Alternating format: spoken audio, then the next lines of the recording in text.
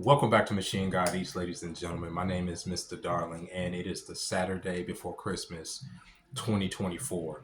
And a lot of people feel like Armageddon is right around the corner. I kid you not. I've seen countless videos of people saying, oh, there's this ominous feeling sitting over me like something big is about to happen. And I don't know why I feel that way. Some people are saying it don't even feel like Christmas is right around the corner. It snuck up on us so quick, and it don't feel like it's the season. Don't feel like it's the season at all. By the way, if my lips are a little greasy, it's because I was dehydrated. I'm gonna have to put some like lip balm and shit on there. I'm not trying to be up here being voluptuous on y'all. I promise. But in today's video, which is going to be a very good video, I'm going to go into my bug out bag. I'm going to go into some of the things that I think may or may not happen over the next coming couple months, as far as, the inauguration, as far as, banning social media in certain areas of the internet, as far as a whole lot of things, the drone situation, and most importantly, what I use to keep myself comfortable, right? Because if we are living through Armageddon, one of the first things you want to take care of, right? Especially if you survive whatever initial, okay, let's say attack or catastrophe or natural disaster, whatever, you want to take care of your mental health, because having your mental health and having your how do you put it, uh, faculties together, right, will get you to the next situation. Choose you if you choose to survive in this post-apocalyptic wasteland that everybody think is coming. I kid you not, right? You got to be mentally prepared for some of this stuff, right? And as far as people, one of the things people do oftentimes to get mentally prepared, so that their paranoias are not getting the best of them, is to get a bug out bag ready. This here is my bug out bag. I have shown it before. This is like a 60-liter bag. It is a pretty big bag. It has a few items in there I'm going to show to y'all in a second. That if I need to grab this and take this, I could just go and run along with it. Because let's say there's some big event, right? Especially, let's say, war. We may not, one of the things that we're going to lack right off the rip is information. And information, we have become so accustomed to it, it's going to feel like we're being starved. Like they're denying, like we're thirsty and they're denying us water, because we're going to want to know what the fuck is going on. Let's say all the lights go out. Let's say all communication goes down. You're not going to know what's going on. So it's the confusion, right? It's the confusion that gets to a lot of people. Hopefully you're in a situation where if it's just the lights, it's just the lights. Your water isn't affected. If your water is affected, we're going to talk about methods that you can, prepare yourself for in order to deal with a water shortage, if there's a water shortage. But we're talking about living in an urban environment. We're not talking about necessarily being in the woods or anything like that. We're talking about being in an urban environment. And then for a lot of people are going to be victims, right? And the vast majority of people should just stay put. And that's what I mean. If there's nothing wrong with your house, if it's just the lights, stay in your house, stay where you are, stay put. You know what I'm saying? You may want to fortify yourself if you live in a rough area. You may want to get you some weapons if you need that to, feel safe. But remember, we're trying to protect our mental health. We're not talking about fighting off roaming bands of marauders or people looting. If you can avoid a fight, and this is not even in the face of Armageddon, this is in general. If you can avoid a fight, avoid a fight. There's nothing wrong with avoiding a fight. If you avoid a fight, you avoid getting hurt, you avoid getting serious injury. Because in this circumstance where, let's say, lights are down, communications down, the city's down, if you get cut, if you break a leg, if you break anything, who's going to fix you? The hospital's not there. The doctor's going to be home with their family. The police are going to be home with their family. So what are you going to do? You know what I'm saying? I'm saying if there was a nuke dropped, you had all these drones in the East Coast on, going up and down looking for something, right? They're looking for something, right? And the government's not going to outright tell us, oh, okay, they're looking for this, right? But we are at war. And we, as the empire, have pissed off a lot of people. And I know a lot of people say, it's not us, it's not us. They do it in our name. It is us. So we would have to face the ire. When I see drones being flown into Russian cities, it lets me know that we about to get active pretty soon. You understand? And for the men, and just for everybody in general, but especially for the men who are maybe warriors reluctantly, tell yourself this, and I have to tell myself this over the years, because there was a time where I fear death more than anything, and that is not mine. I don't get to decide when I go. You don't get to decide when you go. You just have to accept death, right? And accepting death for what it is will make you braver than you can ever freaking know. And I'm talking about the young men. I know most men that are, above 35 have come to that they're at that point in their head. You get that in you just being a man in general, that okay, yeah, I'm at some point I'm cooked, right? Like but for the younger men are stuck on the idea of feeling like they're invincible, right? And when they're put into a calamity, right, it's easy to get shell shocked or to feel like, oh, to get turned around in a situation where you should be steadfast and going forward. You can get turned around if there's bombs going off, if you've been dropped off in an area where there's drones coming after you, you don't know what to do, there's buzzing, there's death, there's this, and the biggest thing that you'll feel is your mortality, of course, like any soldier would, you know what I'm saying?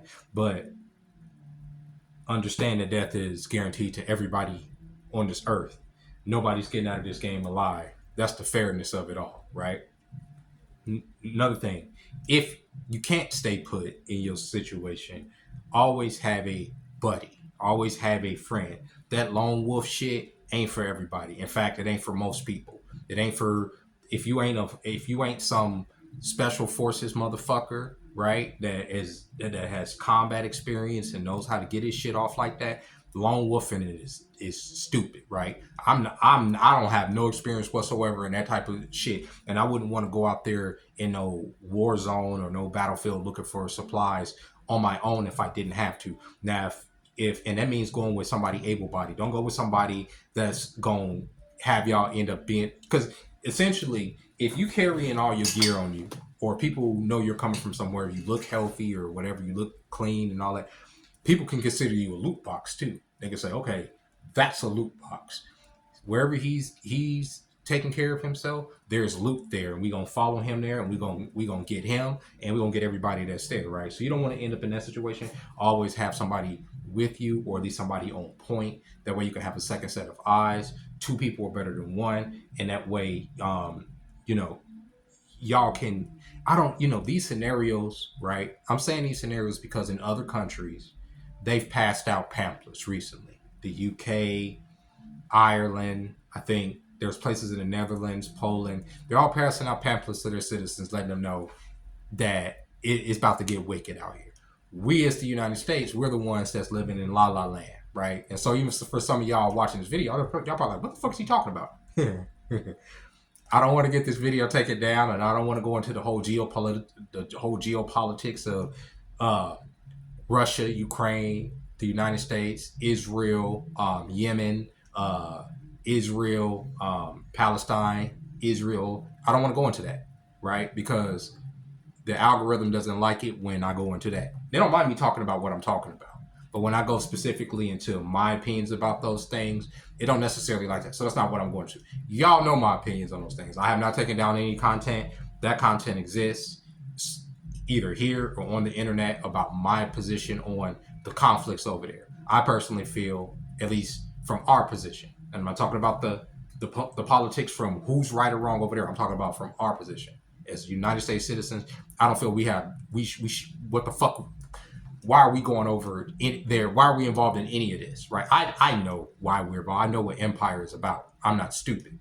But most people in their head, they'll say, why, right? And they're right to ask, why should they sacrifice their children to the empire or to this cause? What is the cause that the government's never going to tell you, oh, you like your cheap burgers and you like your cheap way of life. Well, in order for us to continue that, we have to prevent some shit from happening. As far as these nations over here, we have to make sure war is perpetual. We have to make sure, certain civilizations are called off the face of the fucking planet for whatever goddamn reason. And for you to live as comfortably as you want to in 2030, 2035, you got to get on board with this. You understand what I'm saying? And your kids may have to be sacrificed in order to do it. I'm saying from our perspective, right? Because that's what they do when they send these people, when they send young people to die. Because that's what they're going over there to do. Because the people that went over there to defend this country from terrorism, and here I am going into the whole politics of it, but they haven't reaped the benefits of their sacrifice, have they? The people that I went to basic with, the people that literally went, that didn't desert like myself. I decided I wasn't going. But the motherfuckers that was brave enough to say, "Hey, I'm gonna stay in this. I'm gonna see what it gets me. I'm gonna see what I get out of this." The motherfuckers that actually went over there was in those convoys and shit, and actually doing the fucking work for this motherfucker. Man, let me stop.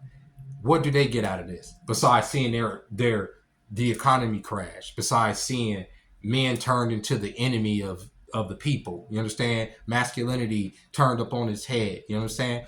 Them not necessarily having a future because they're telling them that they can't afford a fucking house. Blah blah blah blah blah. Because we're going to continue to rise to races. The rates and sell all of these vast pieces of property to these hedge funds and whatnot. That's what they're seeing. So is that what they went over there to defend? We know not. But if war comes here, the first thing that's going to go down is communication. Okay. So in the case of not having your phone, in the case of not having um, entertainment, you're going to be bored. A lot of the time, you're going to be bored. You're going to be hungry. You're probably going to smell funny. Because another thing, you don't want to have too many fragrances because if you're out and about, you don't want to smell too good because people going to smell you coming, right? You know, after a few weeks, fucking hedges and shit and brush and stuff is going to start growing all over the place. It's going to be all these things. All this stuff happening that you're not necessarily thinking about right now because things are maintained when you live in an urban environment in the city. But the grid goes down, the first set of attack, you're staying put in your house, you have nothing to do. So I suggest people start buying books. Books, right? Now, these specific books here are subject matter dealing with what we're kind of talking about. Like this one right here, they sell these on Amazon, which I think is amazing. The military always has field manuals, right? And these are field manuals for various different things. This one right here is a Department of the Army field manual for guerrilla warfare and special forces operations. Now, I'm not telling you you're going to be in special forces, but this book also gives you illustrations and all this other stuff. It may put you in an advantage in a situation where there are marauders or there are warlords or there are gangs about, right? And this type of information, this type of knowledge can be valuable, can make you valuable can make you an asset to those who may, you may align with, right? Just having books and stuff like this. These are little books. These don't weigh nothing. I'm not saying to be carrying them around on you. Right now, we're in a stay put type situation, right? We have the Ranger Medic Handbook. This book gives you all types of what the maladies are happening, what the procedures are. If you're getting, how to apply tourniquets, how to stop cuts, infections, all kinds of shit. These are from the fucking army. They sell these. The military sells these. The DoD sells these for citizens. You can and soldiers to buy if you want. They're cheap. They're on Amazon. Then you also have books like this. Like this is a no grid survival for projects. It just gives you things to, while you're sitting around bored, you can start figuring out what to do with the resources you may have around you in order to make things work. You know what I'm saying? How to charge your phone when there's no electricity. How to get, I'm saying books like these make you an invaluable asset to a situation that is dire where people don't know what the fuck is going on. You know what I'm saying? Your neighbors come like, oh, let me borrow that book. You know what I'm saying? Like, well, let me get a cup of rice from you. Let me get some of the corn up off you, okay? So we're gonna look in this bug out bag. I don't have a whole lot in here, and I don't want to show all these weapons because we are on YouTube. But I do got a sleeping bag in here. That's the first thing, like a little sleeping bag. I have Mylar blankets too. Mylar blankets are temperature resistant, right? They're to keep the cold out. They keep what they do is they keep heat in. Like it almost keeps your body heat in, right? Keeps moisture out, keeps hot heat in. And then I also have ponchos. Obviously, I have this stuff just in case I would have to bug out and camp somewhere and it's rainy. I can set up camp really easily, really quickly, make a real low profile. That's the biggest thing. You don't, like me personally, with these fucking colorful tents and shit that they be selling, and people like, oh, have a whole tent. I would never set up a tent in an urban environment. What for? Even when I was homeless, there was no way I was going to set up a tent anywhere because it draws too much attention to you. It's crazy. Remember what I was saying about the water earlier? If there's a water shortage, you're out of bottles of water and stuff. One of these little T tools right here, this thing right here will open up a lot of the little valves that are on the side of most commercial buildings where the spigot is. You just put that on there and turn it. I've done it many times. You can get water up out of there, okay? And yeah, so also obviously, like I said, with the whole weapon situation, you're also going to want to have spare ammo. Always keep a lot of spare ammo, right? This is always keep a lot of spare ammo, right? And if you have rifles and stuff like that, you know what I'm saying, you'll want to, make sure you keep them clean, right? And with any weapon, you want to make sure it's keep it clean, keep it ready to go, right? And yeah, man, like don't be afraid of this shit, bro. You can be prepared for it, and if it jump off, it jump off. But if you get caught in a nuclear explosion, you're not gonna live anyway. You ain't gonna be able to do any of this. In the first couple seconds of a catastrophe, you may get injured. The reason I say a bug out bag is because it puts all that stuff in one place, and that way you can just grab it and go, right? As opposed to like, oh, let me search for this. I also have tourniquets around here. I have it goes in the thing. I also have a big medical pouch right here that has like gauze, it has band-aids, it has tourniquets, all kind of shit in here. Just the basic shit that you would use. They're like, what's your tourniquet? Let me see. What the fuck is that tourniquet? See, I'll be fucked. A tourniquet is pretty much a thing that you tie around. I usually have that attached to the back, but a tourniquet is a thing that you attach around your arm. Let's say if you're bleeding out, you broke a bone, your bones coming through your skin, blood's gushing everywhere. A tourniquet is something that you tie around your arm to stop the bleeding. Now, a tourniquet is a last resort type situation, right? If you can't stop the bleeding, you would want to apply a tourniquet so you don't fucking bleed to death. But a tourniquet is the last case situation because you are cutting off the blood flow to the extremity. You understand what I'm saying? Let's say if this shit is fucked up and I put my tourniquet here, this hand is not getting no blood flow, no nothing. I'm cutting it off because anything above the tourniquet is going to keep you from, it's going to keep blood from coming out of there. Like, these things are important. If your kids get hurt in a situation, how to set a splint, basic shit that people don't know how to do. You know what I'm saying? How to pick certain plants out of nature in order to apply them medicinally. Ask yourself this: why, especially here in America, we know why.